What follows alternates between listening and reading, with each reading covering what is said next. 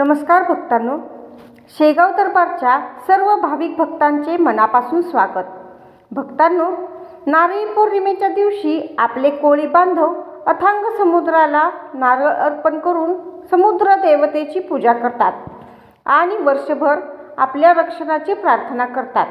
पण विचार करा, जेव्हा कोळ्यांची छोटीशी होडी अथांग समुद्राच्या मध्यभागी अडकते, चारही बाजूंनी डोंगरा एवढ्या राक्षसी लाटा आदळू लागतात, बोट तळाशी जाऊ लागते आणि मृत्यूसमोर उभा ठोकतो, तेव्हा समुद्राच्या पोटातून कोळी बांधवांचा प्राण वाचवणारे साक्षात जलदेवता कोण बनतात?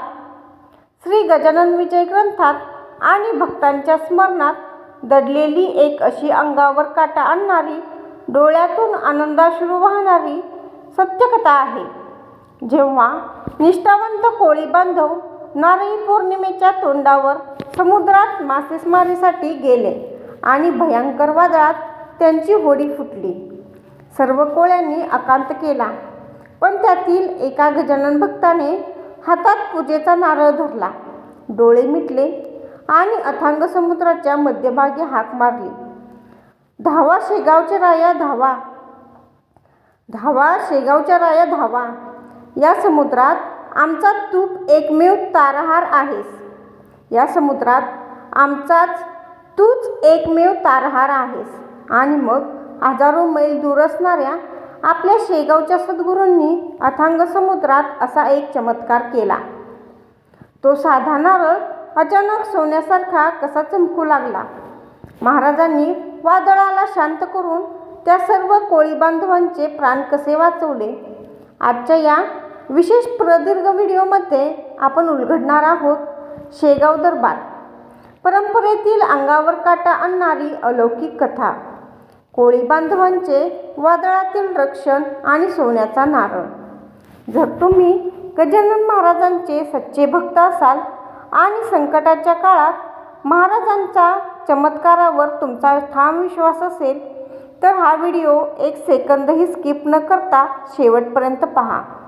चला तर मग सुरुवात करूया आजच्या या अलौकिक कथेला. भक्तांनो, ही कथा आहे अथांग समुद्रावर आपले पोट भरणाऱ्या निष्ठावंत कोळी बांधवांची आणि त्यांच्या अन्याय भक्तीची. नारळी पौर्णिमेचा सण जवळ आला होता. कोळीवाड्यात उत्साहाचे वातावरण होते. सर्व कोळी बांधव आपल्या होड्या सजवत होते. समुद्रदेवाला अर्पण करण्यासाठी नारळ तयार करत होते. या कोळी बांधवांमध्ये एक असा कोळी भक्त होता, जो शेगावच्या गजानन महाराजांचा परम उपासक होता. तो दररोज समुद्रात उतरण्यापूर्वी महाराजांच्या प्रतिमेला नमन करायचा आणि गणगणगणात बोतेचा जप करायचा. नारळी पौर्णिमेच्या एक दिवस आधी काही कोळी बांधव समुद्रात खोलवर मासेमारीसाठी निघाले. निघण्यापूर्वी त्या भक्ताने आपल्या पूजेच्या ताटातील एक सुंदर नारळ आपल्याजवळ ठेवला आणि मनात म्हटले, महाराज, हा समुद्र अथांग आहे. वादळे भयंकर असतात, पण तुमच्या नामस्मरणाचा आधार पाठीशी असताना आम्हाला कशाचीच भीती नाही. सर्व कोळी आनंदाने गाणी गात होडी समुद्रात ढकलून पुढे निघाले. सुरुवातीला समुद्र शांत होता, पण निसर्गाच्या पोटात काय दडले होते हे कोणालाच ठाऊक नसते. होडी समुद्राच्या खूप खोलवर पोहोचली आणि अचानक हवामानाने भयंकर रूप धारण केले. आकाशात काळेकुट्ट ढग जमा झाले, सूर्य गायब झाला आणि चहूबाजूंनी काळोख पसरला. समुद्रात 30 ते 40 फुटांच्या राक्षसी लाटा उसळू लागल्या.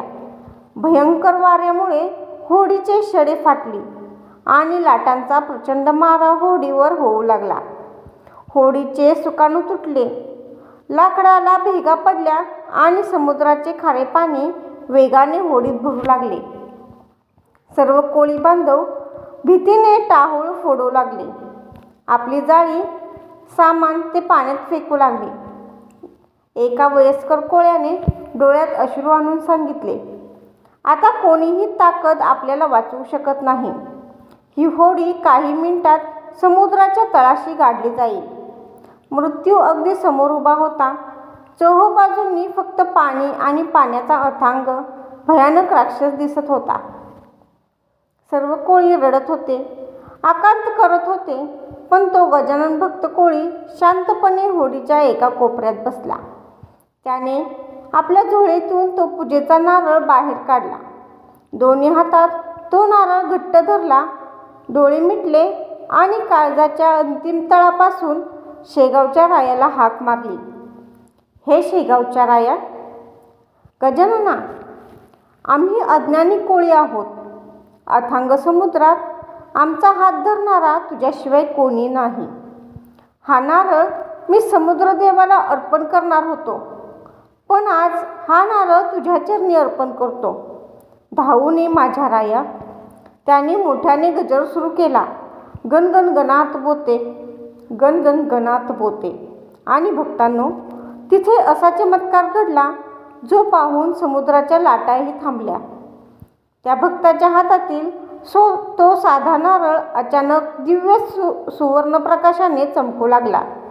जणू तो नारळ साक्षात सोन्याचा नारळ बनला होता. त्या नारळातून एक प्रचंड सुवर्ण प्रकाश किरण बाहेर पडले आणि अथांग समुद्रावर पसरले. कोळी बांधवांनी पाहिले की समुद्राच्या उसळणाऱ्या लाटांवर साक्षात गजानन महाराजांची भव्य तेजोमय आकृती प्रकट झाली आहे. महाराजांनी आपला अभयहस्त पुढे केला. ज्या भयंकर वादळाने धमाकूळ घातला होता ते वादळ एका क्षणात शांत झाले. महाराजांच्या कृपेने फुटलेली होडी सुखरूपपणे तरंगत किनाऱ्याच्या दिशेने येऊ लागली आणि सर्व कोळी बांधव सुखरूप किनाऱ्याला लागले. सर्व कोळ्यांनी त्या भक्ताच्या पाया पडत साक्षात गजानन महाराजांच्या जय जयकाराने संपूर्ण समुद्रकिनारा दुमदुमून टाकला.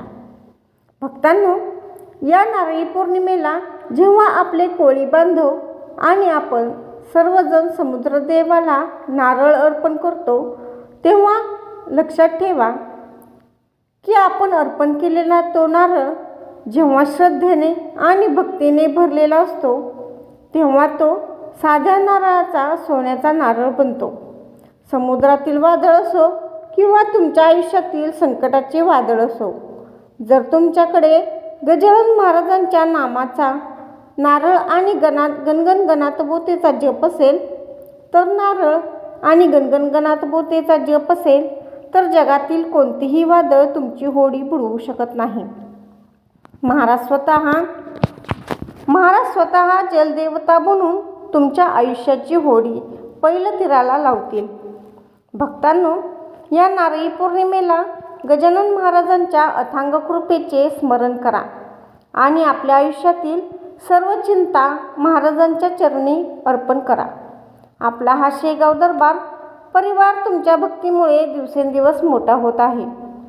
जर तुम्हाला आजची ही नारळी पौर्णिमा विशेष अलौकिक सत्यकथा आवडली असेल तर कमेंट बॉक्समध्ये आत्ताच पूर्ण श्रद्धेने लिहा जय गजानन आणि गणगण गणात बोते. हा पावन व्हिडिओ तुमच्या घरातील सर्व भक्तांपर्यंत व कोळी बांधवापर्यंत शेअर करा. व्हिडिओला लाईक करा आणि चॅनलवर नवीन असाल तर आत्ता सबस्क्राईब करा आणि बेल आयकॉन दाबा. चला तर मग पुन्हा भेटूया महाराजांच्या अशाच एका अलौकिक कथेत. सर्व कोळी बांधवांना व भक्तांना नारळी पौर्णिमेच्या हार्दिक शुभेच्छा. अनंत कोटी ब्रह्मांड नायक महाराजाधिराज योगीराज परब्रह्म सच्चिदानंद भक्त प्रतिपालक श्री शेगाव निवासी श्री संत गजानन महाराज की जय. गणगण गणात बोते.